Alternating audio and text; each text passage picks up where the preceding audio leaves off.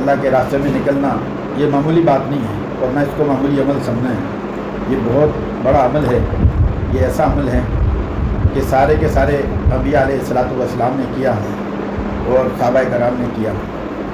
ان کی نقل اصل وہ کر کے ان کی نقل ہم کر رہے ہیں۔ اگر ہماری یہ نقل بھی قبول ہو جائے تو یقیناً 100% یقیناً یہ ہمارے لیے راہ نجات ہے اور جو ہے بخشش کا ذریعہ ہے۔ اس راستے پہ چل کے 100% کامیابی ہے، اور اللہ کی ذات چاہتی ہے کہ میرے بندے، چاہے وہ مرد ہو یا عورت ہو، وہ جب میرے پاس آئیں تو کامیاب ہوتے ہیں۔ اور کامیابی کے لیے اللہ تبارک و تعالیٰ نے اپنا دین دیا ہے، اور دین کی بنیاد کلمہ طیبہ ہے، لا الہ الا اللہ محمد رسول اللہ۔ نہیں کوئی معبود سوائے اللہ کے، محمد صلی اللہ علیہ وسلم اللہ کے رسول ہیں۔ یہ تو ہے اس کا لفظی ترجمہ۔ اور اسی طریقے سے فرمایا کہ بھئی اس کلمے کا مقصد یہ ہے کہ اللہ تبارک و تعالیٰ کی ذات سے سب کچھ ہونے کا یقین، اور اللہ کے حکم کے بغیر اللہ کی مخلوق سے، غیر اللہ سے کچھ نہ ہونے کا یقین ہمارے دلوں میں آ جائے۔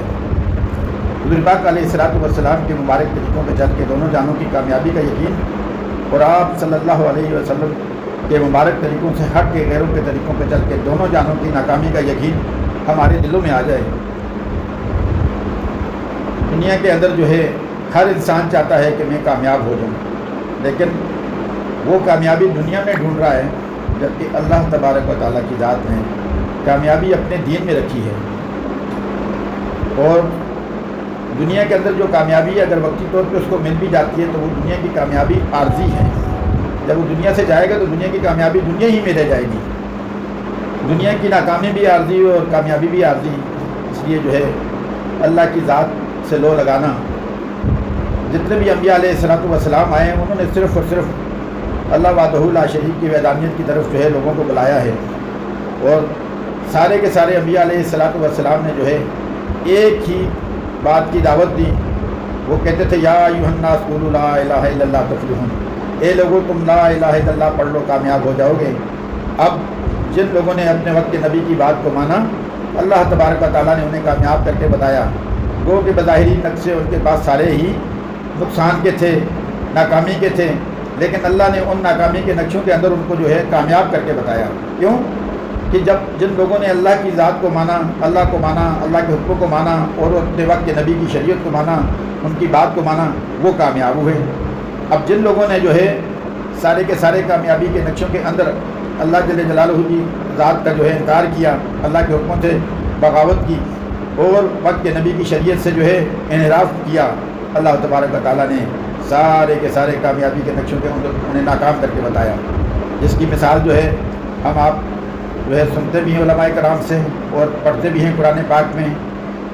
قرآن پاک کے تقریباً 28 پاروں کے اندر موسیٰ علیہ السلام کا ذکر ہے کہ بھئی کس طریقے سے موسیٰ علیہ السلام نے جو ہے اللہ تبارک و تعالیٰ کی جو ہے وحدانیت کا جو ہے اپنے جو ہے امت کو بلایا کہ بھئی آپ جو ہے اللہ کو مانو، اللہ کی مانو، کامیاب ہو جاؤ گے۔ اور فرعون کے مقابلے میں جو ہے بار بار یہاں تک کہ اپنے بھائی ہارون علیہ السلام کو بھی لے کر جو ہے فرعون سے یہی مطالبہ کرتے رہے کہ بھئی آپ ہمارے رب کو مان لو، لیکن نعوذ باللہ جو کہ فرعون نے خود اپنے آپ کو جو ہے نا رب، اور جو ہے فرعون کے مقابلے میں اللہ تبارک و تعالیٰ نے اپنے پیارے کلیم اللہ کو، موسیٰ کلیم اللہ کو جو ہے کامیاب فرمایا، اپنے پیغمبر کو کامیاب فرمایا، اور طرح طرح کے معجزات بھی دیے، یہاں تک کہ ان کو فرمایا کہ اے موسیٰ تمہارے ہاتھ میں کیا ہے؟ وہ فرمانے لگے کہ یا اللہ میرے ہاتھ میں تو وہ عصا ہے، میں اس سے جو ہے پتے بکریوں کے لیے جاتا ہوں، ٹیک لگاتا ہوں، اس کے فائدے بیان کرنے شروع کیے تو اللہ تبارک و تعالیٰ نے فرمایا کہ اس کو پھینکو۔ جب انہوں نے پھینکا تو وہ ایک اژدہا بن گیا، اور جو فرمایا تھا اس کو پکڑو تو وہ اس کو پکڑنے سے بھی گھبرا رہے تھے، تو فرمایا کہ نہیں پیچھے سے نہیں، اس کو گلے سے پکڑو، منہ سے پکڑو۔ جب موسیٰ علیہ السلام نے اس کو پکڑا تو وہ عصا بن گیا۔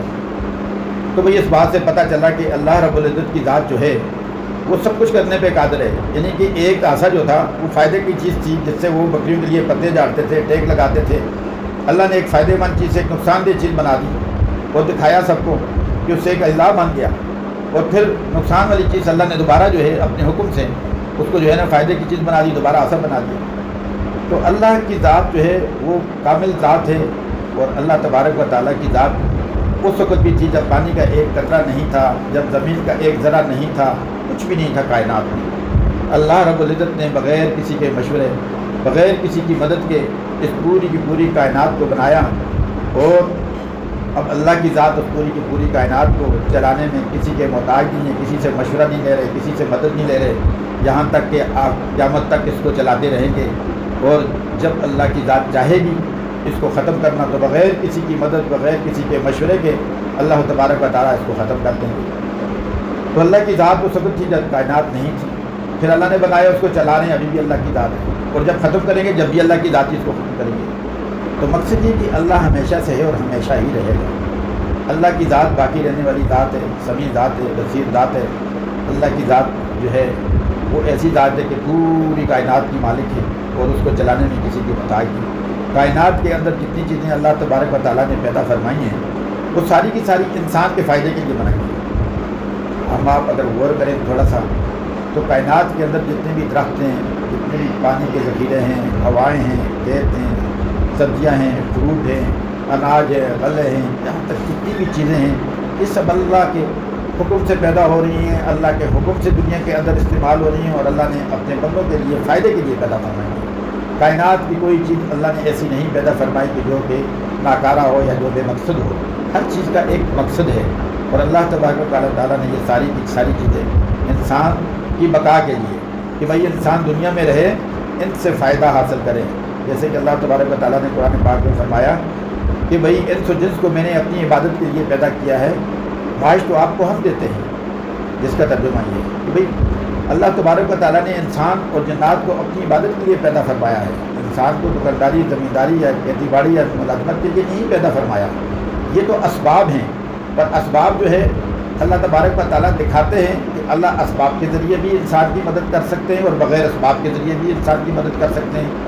اللہ تبارک و تعالیٰ نے بنی اسرائیل کو یعنی موسیٰ علیہ السلام کی قوم کو 40 سال تک بغیر کسی اسباب کے، بغیر کام کاج کے، بغیر کھیتی باڑی کے، بغیر کسی کارخانے فیکٹری کے، ملازمت کے، دکانداری کے اللہ نے ان کو کھلایا، آسمانوں سے پکا پکایا من سلوا۔ تو جب ان کو جو ہے نا ایک ہی نعمتیں ملنے لگی تو وہ جو ہے نا ناشکرے ہو گئے، تو پھر اللہ نے ان کی وہ نعمت بھی بند کر دی۔ تو گزارش کرنے کا مقصد یہ ہے کہ ہمارا یقین 100% جو ہے وہ اللہ کی ذات پر آ جائے۔ کلمے کے 2 جز ہیں، پہلا جز تو ہے یعنی کہ دنیا کی چیزوں سے یقین کٹ جائے، مخلوق سے یقین کٹ جائے اور خالق سے یقین جڑ جائے کہ سب کچھ جو کرنے والی ذات ہے وہ اللہ رب العزت کی ذات ہے۔ اللہ کے حکم کے بغیر ایک درخت کا پتا جو ہے وہ نہیں ہل سکتا، انسان اپنی پل جو ہے پل اس کو بھی نہیں چپکا سکتا اللہ کے حکم کے بغیر۔ اللہ نہ چاہیں تو بارش بھی نہیں ہو سکتی، ہوا بھی نہیں چل سکتی۔ ہر بارش کے قطرے کے ساتھ ایک فرشتے کی ڈیوٹی مقرر ہے جو اس کو آسمانوں سے لے کر آتا ہے اور زمین پہ چھوڑ کے جاتا ہے۔ اب اس سے اندازہ لگائیں کہ اللہ تبارک و تعالیٰ نے کتنی مخلوق، کتنے فرشتے پیدا فرمائے ہیں۔ دنیا کے اندر جتنے بھی مخلوقات اللہ نے پیدا فرمائی ان کی تعداد بہت زیادہ ہے، انسان تو ان کو شمار بھی نہیں کر سکتا۔ ایک ناقص العقل کے اعتبار سے 18,000 سے 30,000 تک اللہ کی پیدا کردہ مخلوقات ہیں۔ کوئی فضاؤں میں ہیں، کوئی جنگلات میں ہیں، کوئی دریاؤں میں ہیں، کوئی خشکی پہ ہے، کوئی تری میں ہے۔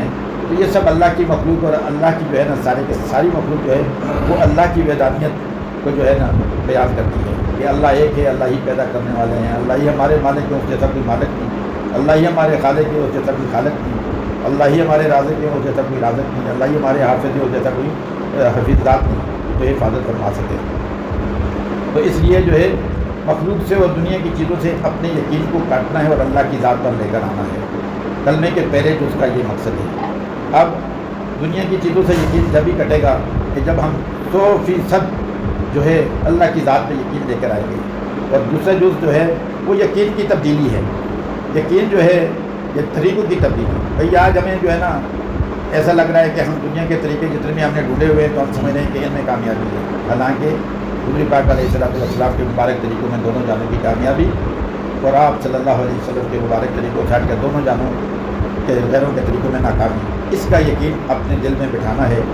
اگر اس کا دل ہمارے اس چیز کو مان لے تو پھر کامیابی ہی کامیابی ہے۔ جیسے آپ صلی اللہ علیہ وسلم کی حدیث کا مفہوم ہے کہ انسان کے جسم کے اندر ایک گوشت کا لوتھڑا ہے، اگر وہ کسی بھی بات کو مان جائے، وہ بات اس پہ اثر کر جائے تو وہ 100% کامیاب ہے، اور وہ دل ہے، وہ دل ہے، وہ دل ہے۔ اس لیے جو ہے اپنے دل کو نبی پاک صلی اللہ علیہ وسلم کے مبارک طریقوں کی طرف مائل کرنا ہے کہ بھئی اس کو یقین دلانا ہے 100% کہ کامیابی جو ہے وہ نبی پاک صلی اللہ علیہ وسلم کی مبارک سنتوں میں اور آپ کے مبارک طریقوں میں ہے۔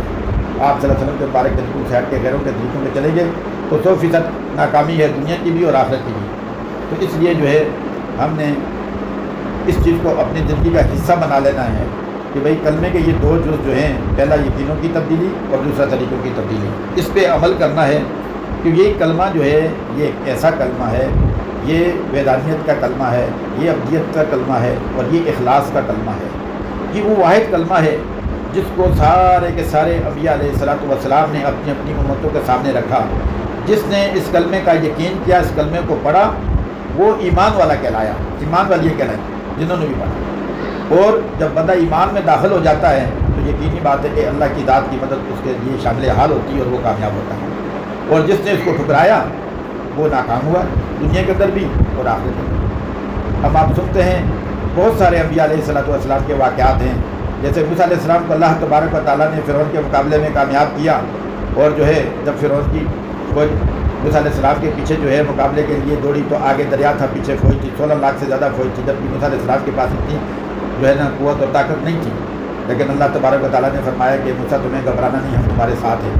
جب دیکھا کہ فرعون کی فوج قریب پہنچی تو اللہ نے جو ہے دریا کے اندر انہیں 12 راستے دیے اور ان راستوں سے وہ بحفاظت جو ہے نا پار ہو گئے۔ اب فرعون سمجھا کہ شاید یہ میرے لیے بھی یہی راستے ہوں گے۔ جیسے ہی وہ دریا میں گیا اور ادھر سے موسیٰ علیہ السلام کے ماننے والے حامی جو ہے دریا سے باہر ہوئے، ادھر سے یہ دریا کے اندر 100% چلا گیا۔ جب اندر گیا تو اللہ نے دریا کو حکم دیا کہ بھائی تم جیسے پہلی حالت میں تو اسی طرح ہو جا۔ تو دریا مل گیا اور وہ سارے غرق ہو گئے۔ ایک فرعون کی لاش کو آج بھی مصر کے ہدایت گھر میں پڑی ہے، جو رہتی دنیا تک جو ہے عبرت کے لیے جو ہے رکھی ہے، کہ لوگوں کو پتہ چلے کہ بھائی کیسے اللہ کے نافرمانوں کا کیا انجام ہوتا ہے دنیا میں اور آخرت میں۔ تو وہ جو ہے نا مقام عبرت اس کو بنایا ہے۔ اس لیے جو ہے اللہ تبارک و تعالیٰ نے اپنے پیارے اور محبوب پیغمبر علیہ الصلوۃ والسلام کو اس کلمے کی دعوت کے لیے دنیا میں مبعوث فرمایا۔ اور اسی طریقے سے ابراہیم علیہ السلام نے بھی جو ہے نمرود کے مقابلے میں مقابلہ کیا، اس نے ان کو آگ میں پھینکا۔ اللہ تبارک و تعالیٰ کی ذات نے ان کو جو ہے اس آگ کو گلے گلزار بنا دیا۔ اس کا ذکر بھی قرآن پاک میں فرمایا ہے کہ بھئی کیسے اللہ کی ذات نے اس کو آگ کو ٹھنڈا کیا ان کے لیے، اور وہاں پہ ان کے لیے جو ہے نا اپنی رحمتیں جو ہے وہاں پہ پیدا کی، رحمتیں نازل کی۔ اور ابراہیم علیہ السلام سے کسی نے پوچھا کہ آپ کی زندگی کے سب سے اچھے دن کون سے ہیں؟ تو وہ فرمانے لگے کہ میرے وہ 40 دن جو میں نے آگ میں گزارے تھے۔ یعنی کہ وہ اتنی بڑی آگ تھی کہ فرماتے ہیں کہ آج تک ایسی آگ نہ کسی نے جلائی اور نہ کوئی جلا سکے گا۔ اور وہ اس کے شعلے اتنے آسمانوں تک بلند تھے کہ اگر اوپر سے ایک پرندہ بھی گزرتا تو وہ بھی جلس کے جو ہے نا اس پہ گر کے مر جاتا۔ اور وہ آگ اتنی زوردار تھی، اتنی جو ہے اس کی تپش تھی کہ ابراہیم علیہ السلام کو اس آگ کے قریب لا نہیں سک رہا تھا کوئی، اس کو تو دور سے باندھ کے رسیوں کے ذریعے جو ہے نا پھینکا گیا تھا۔ اس کے باوجود اللہ تبارک و تعالیٰ نے جو ہے اپنے خلیل کی جو ہے نا مدد فرمائی اور ان کو جو ہے اس آگ کو ان کے لیے گلے گلزار بنا دیا۔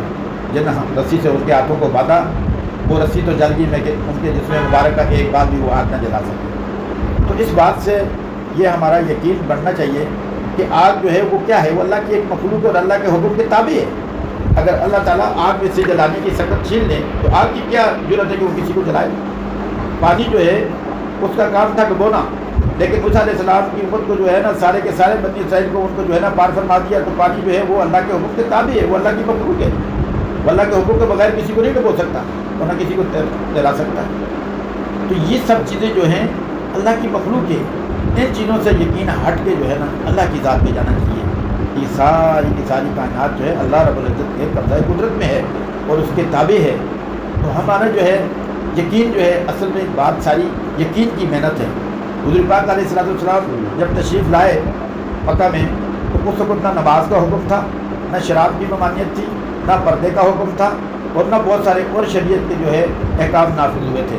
لیکن آپ صلی اللہ علیہ وسلم نے جو ہے صرف اور صرف جو ہے دلوں پر محنت کی اور ایمان و یقین کی محنت کرتے رہے۔ اور جتنے بھی غیر مسلم تھے اس وقت تو ایسے لوگ تھے کہ جو اپنی بچیوں کو زندہ درگور کرنے والے تھے، قتل و غارت میں اتنے مشہور تھے کہ ایک دوسرے کی کھوپڑیوں میں شراب پینے کے عادی تھے۔ ایک بندے کا اونٹ اگر پہلے پانی پی لے تو صدیوں اس کے اوپر دشمنی اور قتل و غارت ہوتی تھی کہ اس نے پہلے پانی کیوں پیا۔ اتنی جہالت تھی عربوں کے اندر، اور کوئی شخص ان پہ حکومت کرنے کے لیے یا بادشاہت کرنے کے لیے اس امت میں تیار نہیں تھا۔ اور یہ آپ صلی اللہ علیہ وسلم کی انت تک محنتوں کا نتیجہ ہے۔ حضور پاک علیہ الصلوۃ والسلام نے جو ہے طرح طرح کی تکلیفیں سہی۔ یہ دعوت کا کام اتنا آسان نہیں ہے، اس کو آسان نہ سمجھیں کہ یہ کوئی مذاق ہے، یہ بڑا آسان کام ہے، دنیا کے سارے کام مشکل ہیں، دین بڑا آسان ہے۔ فرماتے ہیں کہ دنیا بقدر مقدر ہے جتنا آپ کے مقدر میں لکھا ہے اللہ تعالیٰ نے جو چیز لکھی ہے جہاں سے لکھی ہے وہ وہاں سے ملے گی، چاہے وہ رزق ہے چاہے جو چیز بھی ہے۔ دنیا کے جتنے بھی چیزیں ہیں وہ آپ کے مقدر کے مطابق آپ کو ملیں گے۔ تو دنیا بقدر مقدر ہے اور دین بقدر مشقت ہے، کیونکہ دین جب آیا دنیا کے اندر تو سارے کے سارے انبیاء علیہ السلام کو طرح طرح کی تکلیفیں ملی ہیں۔ آپ دیکھیں نوح علیہ السلام کا آپ واقعہ سنتے ہیں، بھائی انہوں نے 950 سال جو ہے اسی کلمے کی محنت کی تبلیغ کرتے رہے۔ 950 سال منہ سے کہنا بڑا آسان ہے، اور 80 یا 82 لوگ جا کے جو ہے ان کے ماننے والے ہوئے، جنہوں نے ان کا کلمہ پڑھا وہ مسلمان ہوئے۔ تو یہ دین جو ہے یہ مشقت کا نام ہے۔ دین جو ہے وہ دنیا کے اندر آپ دیکھیں کہ معمولی سی چیز ہے، جیسے ہمارے بزرگ مثال دیتے ہیں کہ ایک اگر ماچس لینی ہے آپ کو 5-10 روپے کی، تو اس کے لیے آپ کو پہلے دکان پہ جانا پڑتا ہے، پھر جیب سے پیسے لینے پڑتے ہیں، پھر وہ ماچس لے کے آپ گھر آ کے گیس میں جو ہے نا آگ جلاتے ہیں۔ تو ایک ماچس کے لیے آپ کو اپنا وقت بھی صرف کرنا پڑتا ہے، اپنا مال بھی خرچ کرنا پڑتا ہے، اور اپنی جو ہے انرجی طاقت بھی لگانی پڑتی ہے، جانا پڑتا ہے۔ تو جہاں مال وقت کے بغیر ایک ماچس کی تلیہ نہیں حاصل کر سکتے، اللہ کا اتنا بڑا دین بغیر محنت کے کیسے ہمارے جسم میں آ جائے گا، وجود میں آ جائے گا؟ یہ سوچنے کی بات ہے۔ تو اس لیے جو ہے دین کے لیے بھی مشقت ہے، محنت ہے، لیکن اس کے اوپر بہت بڑا اجر ہے۔ دنیا کی مشقتیں جو ہے نا یہ یہیں رہ جائیں گی، ختم ہو جائے گی، لیکن دنیا میں مشقت اٹھاتے ہوئے اگر نیکی کا کام کریں گے مشقت ختم ہو جائے گی، نیکی ہمیشہ کے لیے رہ جائے گی، آخرت میں جا کے کام آئے گی۔ اور اگر دنیا میں آسائشوں کو ڈھونڈیں گے تو جو ہے دنیا میں آسائشیں جو ہے نا وہ تو ختم ہو جائیں گی، لیکن ان کے بدلے جو اعمال ہیں، برے اعمال ہیں، وہ بھی ہمیشہ ساتھ دیں گے، اور وہ جو ہے ناکامی اور اس کا سبب بنیں گے۔ اس لیے جو ہے نا دین جو ہے وہ بقدر مشقت ہے۔ سارے انبیاء کو تکلیفیں پہنچیں، اور سب سے زیادہ تکلیف جو ہے ہمارے پیارے نبی پاک صلی اللہ علیہ وسلم کو پہنچی۔ آپ صلی اللہ علیہ وسلم کی تکلیفیں ایک طرف اور سارے کے سارے انبیاء علیہ السلام کی تکلیفیں ایک طرف، یعنی کہ حضور پاک علیہ السلام کو اتنی تکلیفیں پہنچی۔ آپ صلی اللہ علیہ وسلم نے اسی کلمے کی محنت کے لیے ایک دن میں 100 دفعہ سے زیادہ آپ صلی اللہ علیہ وسلم جو ہے نا وہ اپنے چچا کے گھر جاتے رہے، اور ان کو کہتے رہے میرے پیارے چچا تم کلمہ پڑھ لو تاکہ میں اللہ کو گواہ کر کے تمہاری سفارش کروں کہ تم جہنم کی آگ سے بچ جاؤ۔ وہ اتنا پیار کرتے تھے اپنے چچا سے، لیکن ان کے چچا کیونکہ کہتے تھے کہ میں عرب کا بادشاہ ہوں اور لوگ مجھے کیا کہیں گے کہ بھتیجے کے دین پہ جو ہے ایمان لایا، یہ میری بےعزتی ہے، میں نہیں پڑھتا یہ کلمہ۔ تو اللہ تعالیٰ نے ان کے نصیب میں ہی نہیں لکھا تھا۔ سب سے بڑی بات یہ کہ جب دل میں طلب ہوتی ہے تو اللہ تعالیٰ اس کے لیے ماننا اور پڑھنا اور اس راستے پہ چلنا آسان فرما دیتے ہیں۔ تو اسی لیے فرمایا نا کہ اللہ کی ذات اپنے بندوں سے بہت پیار کرتے ہو، اللہ چاہتا ہے کہ میرا بندہ جو ہے نا کامیاب ہو جائے۔ بھائی اسی طریقے سے کلمے کی بہت زیادہ فضیلتیں ہیں، ہر چیز کے مقصد ہوتا ہے۔ فرماتے ہیں دنیا میں جس طرح دکان کی محنت، کارخانے کی محنت، ذمہ داری کی محنت، ہر چیز کی محنت ہے نا اس کا ایک رزلٹ ہمیں ملتا ہے۔ بھائی کلمے کی محنت سے کیا ہوگا، اس سے کفر ٹوٹے گا اور کافر جو ہے وہ بھی کلمے کے اندر داخل ہو جائیں گے۔ تو کلمے کی محنت جو ہے دین کی ابتدائی رکن ہے، یہ بہت ضروری ہے۔ اس سے غیر مسلم بھی جو ہے نا وہ ایمان میں داخل ہو سکتے ہیں۔ تو کلمے کی محنت جو ہے وہ شرط ہے، ابتدا ہے۔ جب انسان کلمے کے اندر داخل ہو گیا تو پھر اللہ تعالیٰ نے اس کلمے کی فضیلتیں تو بہت بیان فرمائی ہیں، اتنی کہ ہم آپ تو بیان بھی نہیں کر سکتے۔ علماء کرام سے سنتے رہتے ہیں، کتابوں میں پڑھتے رہتے ہیں کہ بھائی یہ کلمہ جو ہے ایسا کلمہ ہے کہ فرمایا اگر 100 سالہ کافر بھی اس کو ایک دفعہ خلوص دل سے پڑھ لے گا تو اللہ تعالیٰ اس کے پچھلے سارے گناہ معاف کر دے گا۔ فرمایا اسی طرح اگر زمین و آسمان کے درمیان جتنی بھی چیزیں یہ سارا خلا گناہوں سے بھی بھرا ہو، اگر ایک مسلمان اخلاص کے ساتھ اس کلمے کو پڑھتا ہے تو اللہ تعالیٰ اس کو بھی معاف فرما دیتے ہیں۔ اگر اس کے سمندر کی جھاگ کے برابر بھی گناہ ہو جس کو کوئی گر نہیں سکتا، اللہ تعالیٰ اس کو بھی معاف فرما دیتے ہیں۔ فرمایا یہ ابدیت کا کلمہ ہے، جب کوئی اخلاص سے اس کلمے کا وید کرے گا صبح و شام تو اللہ تبارک و تعالیٰ روز محشر جب اس بندے کو قبر سے اٹھائیں گے تو فرمایا اس کا چہرہ چھوڑنے کے چاند کی طرح چمک رہا ہوگا۔ اور اس طرح فرمایا کہ بھئی یہ کلمہ جو ہے جب انسان اخلاص سے پڑھتا ہے تو یہ اللہ تک پہنچنے کے لیے اس کے سامنے کسی قسم کا کوئی حجاب نہیں ہے۔ دو چیزیں ایسی ہیں جو اللہ تبارک و تعالیٰ کے عرش بری تک جو ہے نا ڈائریکٹ جاتی ہیں، ایک والد کی دعا اپنی اولاد کے لیے اور ایک کلمہ جو ہے، اس لیے اس کا اہتمام۔ اور فرمایا کہ جب بندے نے کلمہ پڑھ لیا، مسلمان ہو گیا، چاہے وہ مرد ہو یا عورت ہو، اس پہ اللہ کا سب سے بڑا حکم، سب سے پہلا حکم وہ نماز ہے۔ وہ نماز اس پہ بھی جو ہے نا فرض ہوگی۔ اور نماز کیا ہے؟ نماز اللہ تبارک و تعالیٰ سے لینے کا ذریعہ ہے۔ یہ بہترین ٹول ہے مسلمان کے لیے کہ وہ دنیا اور آخرت کی بلائیاں اپنے اللہ سے سمیٹ سکتا ہے، لے سکتا ہے۔ فرماتے ہیں کہ جب نماز کا حکم آیا صحابہ کرام بڑے خوش ہوئے اور کہنے لگے کہ بھائی لو خزانے تو اللہ کے پاس ہیں، ان کی چابی ہمیں مل گئی۔ یعنی کہ اللہ کے خزانوں سے لینے کا ذریعہ نماز ہے۔ اور نماز ایک ایسا عمل ہے کہ جس سے انسان ڈائریکٹ اللہ کی ذات سے ملاقات کرتا ہے۔ ایک طرح یہ سمجھیں کہ نماز کے ذریعے انسان اپنے اللہ سے ہم کلام ہو سکتا ہے۔ سارے کے سارے انبیاء علیہ الصلوۃ والسلام اللہ سے جو ہے نماز کے ذریعے ہم کلام ہوتے تھے۔ خاص طور پر ہمارے پیارے آقا صلی اللہ علیہ وسلم جب بھی کوئی انہیں جو ہے نا کوئی امر درپیش آتا تو آپ صلی اللہ علیہ وسلم مسجد کی طرف بھاگتے اور مسجد میں آ کے جو ہے نماز میں کھڑے ہو جاتے اور اللہ سے جو ہے اب رجوع فرماتے اور سارے مسائل کا حل، اپنی ضرورتیں، جائز حاجات، اپنی مشکلات سب اللہ سے بیان فرماتے اور اللہ تبارک و تعالیٰ کی مدد جو ہے، جیسے ہم آپ سنتے ہیں کہ جگہ بدر کے اندر آپ صلی اللہ علیہ وسلم ساری رات خیمے میں جو ہے نماز پہ کھڑے رہے، اللہ سے دعائیں کرتے رہے اور اللہ تبارک و تعالیٰ کی ایسی غیبی مدد اتری کہ وہ 313 جو تھے وہ ہزاروں میں باری ہو گئے اور اللہ نے ان کو جو ہے فتح کر کے جو ہے بتایا کہ کس طریقے سے اللہ کی مدد شامل حال تھی۔ تو اللہ سے لینے کا ذریعہ جو ہے وہ نماز ہے۔ اپنی مشکلات کو، اپنی حاجات کو، اپنی جو ہے نا دکھوں کو، تکلیفوں کو اللہ کے سامنے بیان کرنے کے لیے بہترین ٹول جو ہے، بہترین ذریعہ جو ہے، بہترین راستہ جو ہے وہ نماز کا ہے۔ فرمایا اللہ تعالیٰ کو انسان کی سب سے اچھی جو ہے حالت ہے وہ سجدے کی ہے۔ جب انسان سجدے میں ہوتا ہے تو اللہ تعالیٰ کے بہت قریب ہوتا ہے اور اللہ کو یہ اس کی حالت بہت پسند ہے۔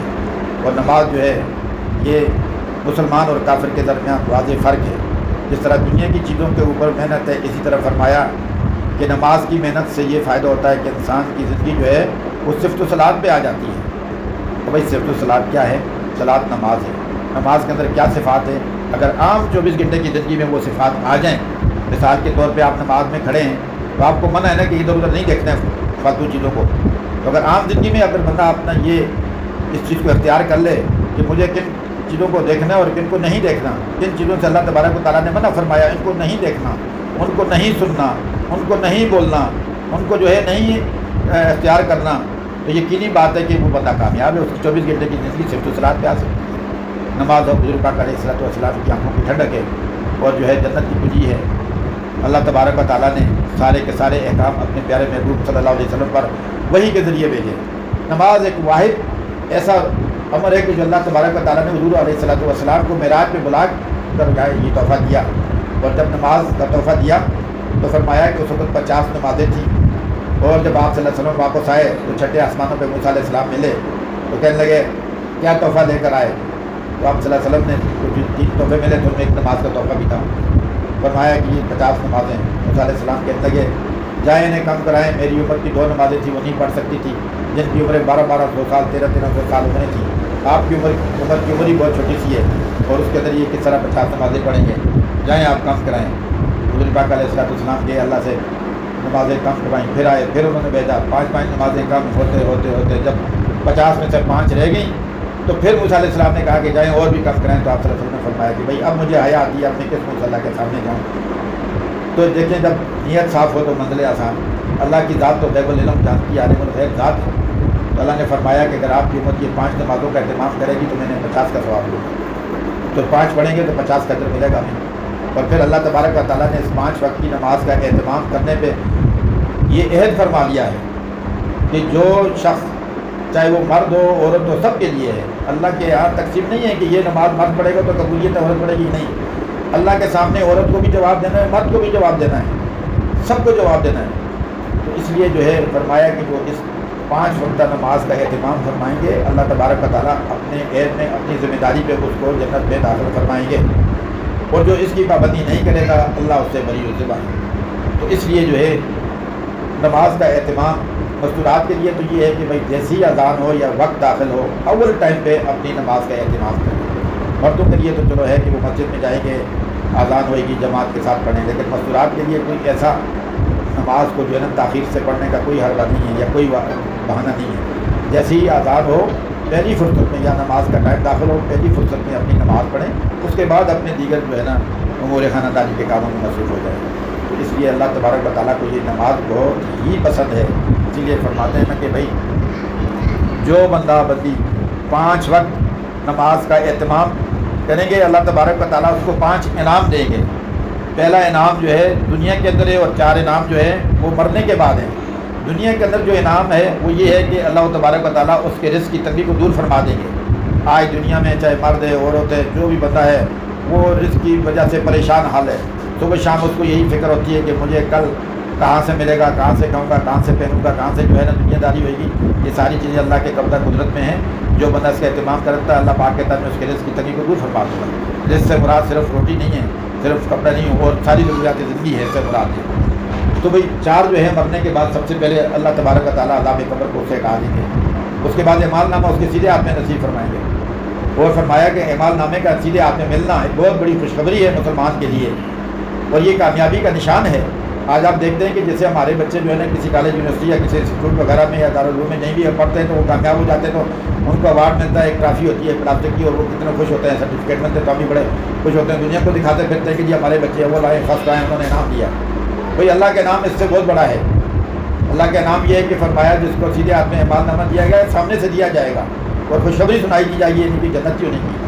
اور اللہ نہ کرے اللہ آپ سب کی حفاظت فرمائے، جو ناکام ہوں گے ان کو سامنے سے اعمال نامہ سیدھے ہاتھ میں نہیں دیا جائے گا، بلکہ ان کے دل میں سوراخ کر کے بائیں ہاتھ کو جو ہے دل کے اندر سے پیٹھ کی طرف نکال کے پیٹھ کے پیچھے سے ان کے جو ہے نا اعمال نامہ ان کے ہاتھ میں دیا جائے گا. اور وہ اس چیز کی واضح نشانی ہے کہ بھائی یہ ناکام ہو گیا. اور اس کے بعد جو ہے فرمایا کہ جو کامیاب لوگ ہیں اللہ تبارک و تعالیٰ ان کو پلسرات کے پل سے ایسے گزاریں گے جیسے کہ بجلی کے کرنٹ کی طرح پار ہو جائیں. حالانکہ پلسرات کا پل جو ہے یہ 1500 سال کا رستہ ہے اور بہت کٹن اور بہت مشکل رستہ ہے. گناہگار کے لیے بال سے باریک اور بلیڈ سے تیز ہے، اور جو ہے نیک بندے کے لیے بندی کے لیے جو ہے نا وہ کشادہ راستہ ہے. اللہ تعالیٰ ان کو پتہ بھی نہیں چلے گا کیسے پار ہو جائیں گے. پوچھیں گے جی پلسرات کا پل تھا، وہ کہیں گے آپ تو اس سے پار ہو گیا. تو اس کی تیاری ہے. فرمایا آخری جو اللہ تبارک و تعالیٰ کا احسان ہے وہ یہ ہے کہ اللہ تبارک و تعالیٰ اس نماز کی برکت سے، نماز کے اہتمام سے بغیر حساب کتاب کے جو ہے اس کو جنت میں داخل فرمائیں گے. اور جنت ایسی جگہ ہے کہ جہاں ہمیشہ ہمیشہ کی زندگی سکھوں والی زندگی ہے. مصیبتیں وہاں نہیں ہوگی، بڑھاپا وہاں نہیں ہوگا، بیماریاں وہاں نہیں ہوگی، نماز وہاں نہیں ہوگی، کوئی مشقت نہیں ہوئے گی. ہمیشہ ہمیشہ کے لیے جو ہے وہاں پہ سکھ اور چین والی زندگی ہوگی. اللہ کی بے بہا نعمتیں ہوں گی جن کو ہم آپ بیان بھی نہیں کر سکتے، جن کا ذکر قرآن پاک میں ہے. اور جو ہے صرف ایک جنت کے اوپر اگر بات کی جائے تو کئی دن لگ سکتے ہیں. اسی طریقے سے اللہ سب کی دوزخ سے حفاظت فرمائے. دوزخ کی بھی جو ہے نا بہت زیادہ کھٹن، بہت زیادہ مشکلات ہیں، اور جو ہے بہت زیادہ قرآن پاک کے اندر اس کی وعیدیں آئی ہوئی ہیں. اس لیے جو ہے نا ہمیں اس سے بچنے کی دعا کرنی ہے اور جنت میں جانے کے لیے جو ہے اللہ کا سہارا لینا، اللہ کی وحدانیت کو لینا، اللہ کے حکموں کو لینا، نبی کے طریقوں کو لینا ہے. فرمایا کہ جس طرح سارے انبیاء علیہ السلام یا صحابہ کرام یا حضور پاک علیہ السلام جب بھی کوئی مشکل ہوتی تھی نماز کے ذریعے اللہ سے اپنی مشکلوں کا حل نکالتے تھے. بھئی ہماری نمازیں بھی ایسی ہو جائیں، اللہ کی ذات بھی وہی، اللہ کے خزانے بھی وہی، دینے والا بھی وہی. لینے والے وہ نہیں رہے تو لینے والے بدل گئے آج. تو لینے والوں کو چاہیے کہ اللہ کی ذات پہ 100% یقین، اور ایسی نماز کے ہماری بھی ہو تو اس کے لیے علم کی ضرورت ہے. بھئی اتنا علم حاصل کرنا جو ہے ہر مرد عورت پر فرض ہے، جس سے پاکی ناپاکی، جائز ناجائز اور حلال حرام کی پہچان کی جا سکے. اتنا علم حاصل کرنا ہر مرد عورت پر فرض ہے، چاہے وہ جو ہے دین کا علم ہو تو وہ سب سے زیادہ. فرمایا کہ کوئی دین کے علم کے لیے تبدو کرتا ہے تو دین قرآن کی ایک آیت کا سیکھنا 100 رکعت نماز نفل سے افضل ہے، اور دین کا ایک باب سیکھنا 1000 رکعت نماز نفل سے افضل ہے. اب دین کا ایک باب کیا ہے اس کو سمجھنا ہے. بھئی دین کا ایک باب یہ ہے کہ جیسے ہمیں وضو کے بارے میں پتہ نہیں ہوتا کہ ہم جو ہے وضو کیسے کریں. صرف پانی بہا کے ہاتھ کو دھونے کا نام وضو نہیں ہے. اس کے اندر جب ہم ہاتھ دھوئیں تو پہلے کیا پڑھنا ہے، کیا نیت کرنی ہے، چہرے کو دھوتے ہوئے کیا دعا پڑھنی ہے، مسح کرتے ہوئے کیا پڑھنا ہے، سیدھے پاؤں کو دھوتے ہوئے کون سی دعا پڑھنی ہے، بائیں پاؤں کو دھوتے ہوئے کون سی دعا پڑھنی ہے. تو کہنے کا مقصد یہ ہے کہ علم ہے، علم کو ہم نے حاصل کرنا ہے، اور حاصل کرنے کے لیے علماء کرام اور مدارس کی اور مساجد، مردوں کے لیے مساجد اور یہ مدارس، ان سب کی جو ہے مدد ہمیں چاہیے، اور ہمیں چاہیے کہ ہم ان کے ساتھ اپنا تعلق قائم کریں، علماء کرام سے پوچھیں، ان کی صحبت اختیار کریں، اور بچوں کو جو ہے نا سکھائیں ان سے کہ بھائی یہ آگے جا کے کامیاب بنے. تو یہ دین کا ایک باب ہے، صرف ایک چیز کے بارے میں جو ہے نا معلومات حاصل کرنا، علم حاصل کرنا. اب 100 رکعت نماز پڑھنا کتنا مشکل ہے. اس لیے فرمایا کہ اگر کوئی والدین اپنے بچے کو قرآن کا حافظ بناتے ہیں تو انہیں بے جوڑ موتی کے جو ہے نا اللہ تبارک و تعالیٰ ایسا تاج پہنائیں گے قیامت کے دن کہ جس کی روشنی جو ہے مہتاب کی روشنی سے جو ہے نا زیادہ ہوئے گی، یعنی سورج کی روشنی میں اس کے سامنے ڈم پڑ جائے گی. اور ایک باعمل حافظ قرآن یا حافظہ جو ہے وہ جو ہے 10 افراد کو جو ہے جن پہ جنت جو ہے منع ہوئے گی، یعنی جہنم واجب ہوئے گی، ان کو جنت میں لے جائیں گے. تو بھائی حافظہ کے یہ حافظ کے لیے 3 پارے روزانہ قرآن پاک کی تلاوت یہ لازمی ہے، اور جو حافظ نہیں ہے ان کے لیے 1 پارہ قرآن کا روزانہ کی تلاوت یہ لازمی ہے. ہر گھر میں اس کا اہتمام ہونا چاہیے.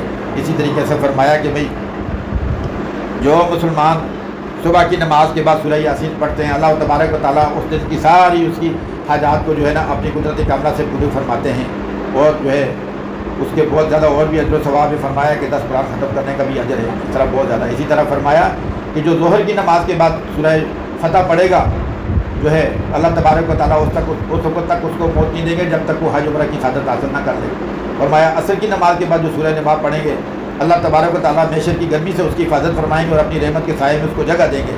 سورہ نماز جو ہے 30ویں پارے میں ہے، بڑی آسان چھوٹی سی صورت ہے، اس کا اگر یاد کر لیں، اہتمام کر لیں، اپنے بچوں کا اہتمام کرائیں، خود بھی کوشش کریں تو اللہ کی طرف سے کتنا بڑا اجر و ثواب ہے۔ اور اسی طرح فرمایا کہ مغرب کے بعد سورہ واقعہ پڑھیں، کبھی ان کے گھر میں فاقہ نہیں آئے گا، اور سورۃ الف لام سجدہ ہے۔ اور اس طرح فرمایا کہ بھئی عشاء کے بعد سورہ ملک پڑھیں، تبارک الذی، فرمایا کہ اس کے جو ہے نا عذاب قبر کبھی بھی نہیں ہوگا اگر ان چیزوں کا ہم اہتمام فرما لیں تو اللہ کی طرف سے انعام ہے، نیک کام میں اجر و ثواب ہی اجر و ثواب ہے۔ تو بھئی اس کے ساتھ ساتھ جو ہے فرمایا کہ ہم اللہ کا ذکر کرنے والے ہو جائیں، یعنی کہ ذکر سے اللہ تعالیٰ کا دھیان نصیب ہوتا ہے، اللہ کا خوف نصیب ہوتا ہے۔ اور ذکر ایک ایسی عبادت ہے جس کے لیے کسی لباس کا تعین کی ضرورت نہیں، جگہ کے تعین کی ضرورت نہیں، وقت کے تعین کی ضرورت نہیں۔ ہر وقت چلتے پھرتے، اٹھتے بیٹھتے، کھاتے پیتے، لیٹے ہوئے نرم بستروں میں بھی اللہ کی وحدانیت، اللہ کا ذکر بیان کر سکتے ہیں۔ اور روز محشر جو ہے ایک آواز لگے گی، فرمایا جائے گا کہ بھئی عقل مند لوگ کہاں ہیں؟ پوچھا جائے گا عقل مندوں سے کیا مراد ہے؟ فرمایا وہ لوگ جو ہر حال میں چلتے پھرتے، اٹھتے بیٹھتے، کھاتے پیتے، لیٹتے، ہر حال میں اللہ تبارک و تعالیٰ کی بڑائی بیان کرتے تھے۔ اور فرمایا یہ مشک کے ٹیلوں پر ہوں گے، اور اسی طریقے سے جو ہے نا نہ تو وہ پیغمبر ہوں گے، نبی ہوں گے، لیکن ان کا جو ہے درجہ ان کے ایک درجے سے کم ہوگا۔ بھئی یہ بہت بڑی بات ہے۔ اور اس طرح جو ہے ذاکرین کے لیے اللہ تبارک و تعالیٰ نے جنت کے 8 دروازوں میں سے ایک دروازہ مخصوص فرمایا، اس سے وہ ذکر کرتے ہوئے جنت میں داخل ہوں گے۔ صبح شام جو ہے مسنون تسبیحات، جیسے ہمارے بزرگ فرماتے ہیں کہ بھئی آپ جو ہے نا صبح 100 دفعہ جو ہے ایک تسبیح، یعنی کہ 100 کلمہ، ایک تسبیح جو ہے درود شریف اور ایک تسبیح جو ہے استغفار کی، یہ اس کا اہتمام فرمائیں صبح شام۔ اور ایسے ذکر کرنے والوں کو اللہ تعالیٰ ذاکرین میں شامل کرے گا، جس کے لیے جو ہے نا اللہ نے جو ہے انعام و اکرام رکھے ہیں۔ بھئی اسی کے ساتھ ساتھ ہم جو ہے دوسروں کا حق ادا کرنے والے بن جائیں، اپنی ضروریات کو دبا کر، اپنے حق کو دبا کر اپنے دوسرے مسلمان بھائیوں کا جو ہے ان کا حق ادا کریں۔ بھئی پڑوسیوں کا بھی بہت بڑا حق ہے جس کی تاکید حضور پاک علیہ الصلوۃ والسلام نے فرمائی ہے۔ اور یہاں تک فرمایا کہ جبرائیل علیہ السلام کہتے ہیں کہ مجھے ڈر ہونے لگا کہ کہیں آپ صلی اللہ علیہ وسلم وراثت میں ان کا ایسا نہ فرما دیں۔ بھئی ہر مسلمان کے دوسرے مسلمان پہ 5 حق ہیں۔ فرمایا جب وہ سلام کرے اس کا جواب دیں، ٹھیک ہے وہ الحمدللہ کہے تو آپ یہ حق ادا کریں۔ اسی طریقے سے اگر وہ دعوت کرے اس کی دعوت قبول کریں، اگر وہ بیمار ہو جائے تو اس کی تیمارداری کریں، اور اگر وہ فوت ہو جائے تو اس کے جنازے میں شرکت کریں۔ اور پڑوسیوں کا بھائی پڑوسی ایک تو وہ ہے کہ اگر نہ وہ مسلمان ہے نہ آپ کا رشتہ دار ہے، اگر وہ کافر بھی ہے تو آپ کا پڑوسی تو ہے نا۔ تو جب اللہ نے پڑوسیوں کے حق بتائیں تو ہمیں اس کا حق ادا کرنا ہے۔ اس کے بعد اگر وہ مسلمان ہے تو آپ پہ 2 حق ہے کہ آپ مسلمان بھی ہے اور آپ کا پڑوسی بھی ہے، تو آپ کو اس کے دونوں حق ادا کرنے ہیں۔ اور اگر وہ آپ کا رشتہ دار بھی ہے، مسلمان بھی ہے اور کافر بھی ہے اور تو پڑوسی بھی ہے، تو آپ پھر بھی اس کے حق ادا کریں گے۔ مسلمان بھی ہو گیا، رشتہ دار بھی ہو گیا، پڑوسی بھی ہو گیا، 3 حق ہو گئے۔ تو ہر لحاظ سے ہم نے دوسروں کے حق ادا کرنا ہے، دوسروں کی ضرورتوں کے لیے جو ہے چلت پھرت کرنی ہے۔ اللہ تعالیٰ اس کے اوپر جو ہے نا ایک ایک قدم پہ جو ہے نا اجر و ثواب دیتے ہیں۔ اور اسی طریقے سے فرمایا کہ بھئی یہ ساری صفات اب اتنے کام بھی کریں، ہمیں آ جائیں، اس کے لیے جو ہے محنت ہے۔ اور سارے کام جو ہم کریں یہ اللہ کی رضا کے لیے کریں، ان کاموں میں کسی چیز کی کوئی دکھاوا، کوئی ریاکاری نہ ہو۔ بڑی آسان سی مثال ہے، فرمایا کہ جو بندہ دنیا کے اندر دکھاوے کی نماز پڑھے گا اس نے شرک کی، جس نے دکھاوے کے روزے رکھے اس نے شرک کی۔ اور روزے میں ایک آواز لگے گی، اللہ تعالیٰ کہے گا دنیا کے اندر جو تم نے عمل کیے تھے، جس کے لیے کیے تھے، دکھاوے کے لیے کیے تھے، تمہیں جو ہے نا انہی سے جا کے اس کا اجر لے لو، میں تمام شریکوں سے بالا تر ہوں۔ تو اس لیے جو کام کرنا ہے وہ اللہ کی رضا کے لیے کرنا ہے، جس میں کوئی ریاکاری اور دکھاوا اور شرک نہ ہو۔ فرمایا اگر بندہ ایک کھجور کا ٹکڑا بھی اللہ کی رضا کے لیے دیتا ہے اور اس میں شرک اور ریاکاری نہیں ہے، دکھاوا نہیں ہے، تو اللہ تبارک و تعالیٰ پہاڑوں برابر اس کو اجر و ثواب دے گی۔ اور ایک بندہ اگر 24 گھنٹے سونا چاندی اور روپیہ تقسیم کرتا ہے پہاڑوں برابر، لیکن اگر اس کی نیت میں دکھاوا ہے کہ مجھے بڑا سخی داتا کہا جائے، تو اللہ تبارک و تعالیٰ فرمائیں گے کہ دنیا کے اندر تجھے بڑا سخی داتا کہا جا چکا، لہٰذا آخرت میں تیرے لیے کوئی اس کا اجر نہیں ہے، اور اس کو اونچے منہ گھسیٹ کے جو ہے نا جہنم میں ڈال دیا جائے گا۔ اسی طرح فرمایا کہ ایک جو ہے شہید ہے، اگر اس سے بھی پوچھا جائے گا کہ تم نے دنیا میں شہادت کا درجہ کس لیے لیا؟ وہ کہے گا یا اللہ میں نے آپ کے دین کی خاطر جو ہے نا اپنی جان کا نذرانہ پیش کیا۔ اللہ تعالیٰ فرمائیں گے نہیں، تو نے اس لیے کیا تھا کہ تو بہت بڑا بہادر ہو، تیری تعریفیں کی ہوں، لوگ کہیں کہ یہ بہت بڑا بہادر تھا، سو وہ کہا جا چکا، تجھے دنیا میں آخرت میں تیرا کوئی حصہ نہیں ہے، اس کو بھی اونڈے کو گھسیٹ کے جہنم میں ڈال دیا جائے گا۔ اور اسی طرح ایک عالم سے بھی پوچھا جائے گا کہ تو نے علم کس لیے حاصل کیا تھا؟ اگر وہ اس کے دل میں بھی اگر دکھاوا اور ریاکاری ہوئے گی تو اگر وہ تو کہے گا کہ یا اللہ میں نے آپ کی جو ہے مخلوق کو دین پہنچانے کی خاطر، علم سکھانے کی خاطر کیا، لیکن اللہ تبارک و تعالیٰ فرمائیں گے کہ نہیں، تیرے دل میں تھی کہ مجھے دنیا میں بڑا مولوی، ملا، قاضی، چودھری کہیں تو سب کہا جا چکا، دنیا میں تیری بڑی عزت تھی، سارا جو دنیا میں ہو گیا آخرت کے لیے کچھ بھی نہیں ختم، اس کے ساتھ بھی یہی سلوک ہوگا۔ اس لیے ہمیں اللہ تبارک و تعالیٰ دکھاوے سے، ریاکاری سے بچائے، اور جو عمل بھی کریں وہ اللہ کی رضا کے لیے کریں، کسی کو دکھاوے کے لیے نہ کریں۔ یہ ساری صفات مجھ میں، آپ میں، سارے لوگوں میں آ جائیں۔ پوری انسانیت کی فکر کرنی ہے۔ ہمارا کام وہ ہے کہ قیامت تک آنے والے ہر امتی کی فکر کرنی ہے، کیونکہ پہلے جب امتوں میں بگاڑ آتا تھا تو اللہ تبارک و تعالیٰ انبیاء علیہ السلام کو بھیجتے تھے اور وہ آ کر جو ہے ان کی رہنمائی فرماتے تھے۔ تو جو ہے اب چونکہ ہم آپ سب کا یہ ایمان ہے کہ حضور پاک علیہ السلام ختم النبیین ہیں، ختم الرسل ہیں، آخری نبی ہیں، عالمی نبی ہیں، آپ کے بعد قیامت تک کسی نبی نے نہیں آنا۔ اور حضور پاک علیہ السلام نے خطبہ حجۃ الوداع کے موقع پہ فرمایا صحابہ کو اکٹھا کر کے کہ اے میرے صحابہ، کیا میں نے تم تک جو ہے دین پہنچا دیا؟ تو وہ فرمانے لگے کہ یا رسول اللہ، آپ نے نہ صرف پہنچایا بلکہ آپ نے تو پہنچانے کا حق ادا کر دیا۔ تو آپ صلی اللہ علیہ وسلم نے فرمایا کہ بھئی اب غائبین تک پہنچانا تمہارا کام ہے۔ اب غائبین میں کون تھے؟ میں، آپ اور قیامت تک آنے والا ہر شخص غائبین میں شامل ہے جو اس وقت نہیں تھے موجود۔ اب صحابہ کرام نے آپ صلی اللہ علیہ وسلم کے فرمان کے مطابق پوری دنیا میں پھیل کے 1,24,000 سے زیادہ کم و بیش صحابہ کرام جو تھے، آج مکہ مدینہ میں 10-12 ہزار کی قبریں ملتی ہیں، باقی سارے کے سارے جو ہے وہ پوری دنیا میں، کسی کی چائنا میں، کسی کی استنبول میں، کسی کی ملائیشیا میں، کسی کی ترکی میں، کسی کی اٹلی میں، کسی کی فلسطین میں، اور اسی طریقے سے پاکستان کے اندر آپ دیکھیں کہ پشاور میں صحابہ کرام کی قبریں ہیں، بہاولپور میں ہیں، کوٹہ میں زیارت کے مقام پر ہیں، سندھ میں ہیں، سکھر میں، جگہ جگہ ہیں۔ تو ایک سوچنے کی بات ہے کہ کیا صحابہ کے بال بچے نہیں تھے؟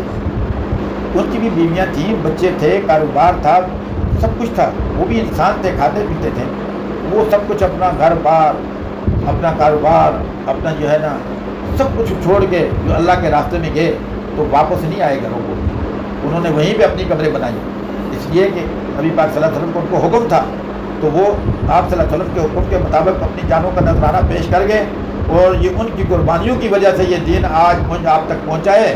ہم آپ جو ہے ماں کی گود میں کلمہ پڑھ لیتے اور مسلمان ہو گئے، ہمارا تو مسلمان ہونے پہ کچھ لگا ہی نہیں نا، اگر کچھ لگتا تو ہمیں اس کی قدر ہوتی کہ مسلمان کا بہت بڑا درجہ ہے اللہ کے ہاں، ورنہ جو ہے یہ سارے انعام جو ہے ہم آپ قرآن پاک کے اندر اللہ تبارک و تعالیٰ نے فرمائے ہیں، علماء کرام سے سنیں، یہ سارے مسلمان کے لیے ہیں، ورنہ 2 ہاتھ پاؤں تو کافر کے بھی ہیں، وہ بھی کھانا کھاتا ہے، وہ بھی شادیاں کرتے ہیں، ان کے بھی بچے ہوتے ہیں، جانوروں کے بھی ہوتے ہیں۔ اگر یہی کام دنیا میں ہم نے کرنا ہوتا کہ بال بچوں کو پالنا ہے اور اپنے آپ کو دنیا کے کاموں میں مصروف رکھنا ہے، تو ساری دنیا نے مصروف رکھا ہوا ہے، حیوانات نے بھی مصروف رکھا ہوا ہے، لیکن نہیں، مسلمان کا بہت بڑا اللہ کے ہاں درجہ ہے۔ مسلمان کی زندگی ایک ایسی منفرد زندگی ہے جس کے اوپر جو ہے اللہ تبارک و تعالیٰ نے دنیا کے ساتھ ساتھ آخرت کے فیصلے فرمائے ہیں، اور جنت کی نعمتوں کا ذکر فرمایا ہے، اور جنت کی زندگی کا ذکر فرمایا ہے کہ بھئی وہ کیسی زندگی ہوگی، وہاں پہ کیسی نعمتیں ہوں گی۔ یہ ساری نعمتیں صرف اور صرف مسلمان کے لیے رکھی ہیں، دوسروں کے لیے نہیں ہیں۔ بحیثیت ایک مسلمان ہم نے جو ہے اپنے پیارے نبی آقا صلی اللہ علیہ وسلم کی جو ہے تابعداری کرنی حکم کی، اور اب قیامت تک کسی نبی نے نہیں آنا۔ ختم نبوت کے صدقے یہ کار نبوت جو ہے ہر کلمہ گو مسلمان، چاہے وہ مرد ہے یا عورت ہے، یہ اس کی ذمہ داری ہے، بھئی اس کام کو کرنا ہے اور مرتے دم تک کرنا ہے اور کرتے کرتے مرنا ہے۔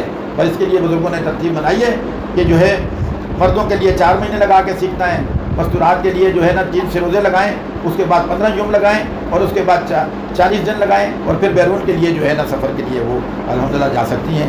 اور اسی طریقے سے اپنے گھر میں 24 گھنٹے اپنے گھر کے ماحول کو دین کے تابع کرنا ہے کہ بھئی ایک فرمایا ایک مستورہ اپنے گھر میں اگر جھاڑو دے رہی ہے اور وہ ذکر کرتی ہوئی جھاڑو دے رہی ہے تو سمجھے کہ وہ خانہ کعبہ میں جھاڑو دے رہی ہے۔ اسی طریقے سے کھانا پکاتے ہوئے ذکر کریں تو اس کھانے کی لذت بھی اور اس میں برکت بھی۔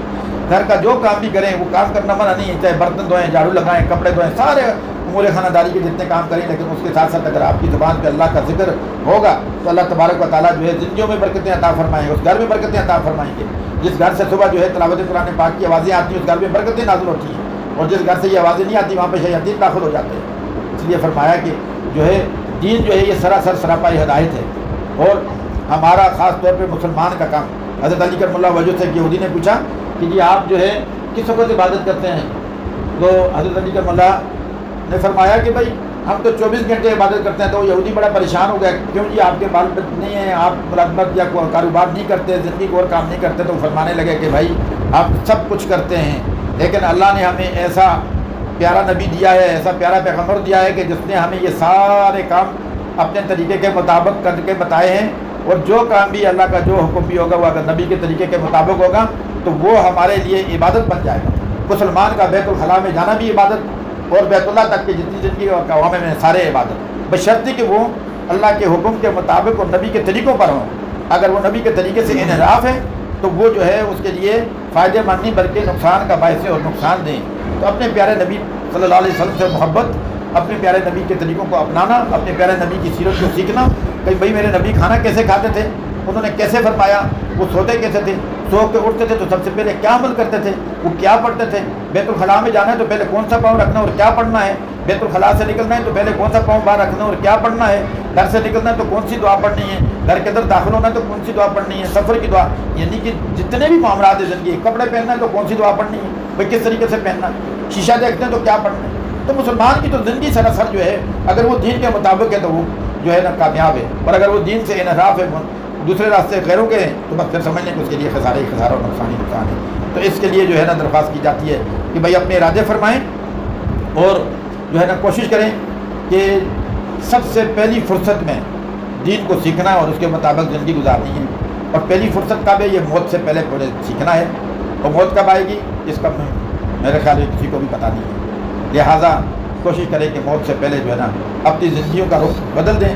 اللہ تبارک و تعالیٰ کی ذات سے جو ہے نا محبت اور اس کا یقین کامل ہو جائے گا. جو اس سے محبت کرے گا اپنے نبی کے طریقوں کو اپنائے گا, اپنے ارادے فرمائیں, پھر انشاءاللہ دعا ہو جائے گی. جس کے بھی ہے نقد ارادے, مقامی مستورات کے اپنے ارادے فرمائیں, اور جو مستورات اللہ کے راستے میں آئی ہوئی ہیں وہ بھی ارادے فرمائیں. ارادے پہ ایک نیکی ہے, اور روز محشر اس نیکی کی بڑی قدر ہوئے گی. کوئی کسی کو ایک نیکی نہیں دے گا, ارادے پہ کوئی پکڑ نہیں ہے, وعدے پہ پکڑ ہے. ارادہ فرمائیں, انشاءاللہ جو ہے اللہ تبارک و تعالیٰ اس میں خیر و برکت ڈالے.